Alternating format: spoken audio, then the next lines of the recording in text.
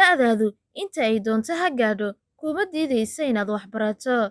Islaan 104 jir ah oo ka soo jeeda gobolka Kerala ee Hindiya ayaa si fiican u tusaalaysa taas. Haweeneydan oo lagu magacaabo Kutaima ayaa ka yaabisay caalamka oo dhan kadib markii imtixaanka akhriska qoraalka ee laga qaaday ay boqolkiiba ka keentay 89.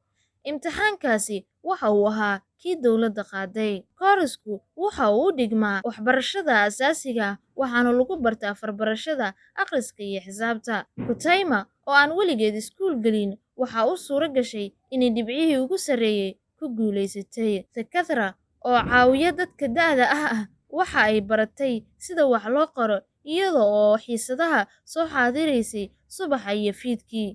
Hadda Kutaima waxa ay noqotay mid u qalanta inay qorto imtixaanka fasalka 4. Haweeneyda da'da ah oo uu dhibayo maqalka da'da darteed markii la bilaabay imtixaanka waa ay xasuusisay ilaaliyaha inay kor u hadlaan si aan waxba u dhaafin.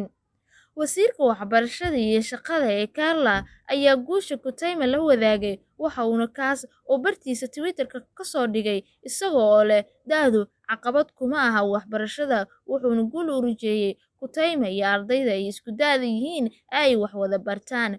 Kutaima waxa ay guursatay iyadoo 16 jir ah, ninkeediina waxa uu geeriyooday sanadu markay ahayd 2002 waxayna dhaleen 5 carruur ah. Waxay hadda la joogtaa wiilkeeda curadka ah. Shabakadda internetka ayaa iyaguna aad u dhiirigeliyay guusha haweeneyda.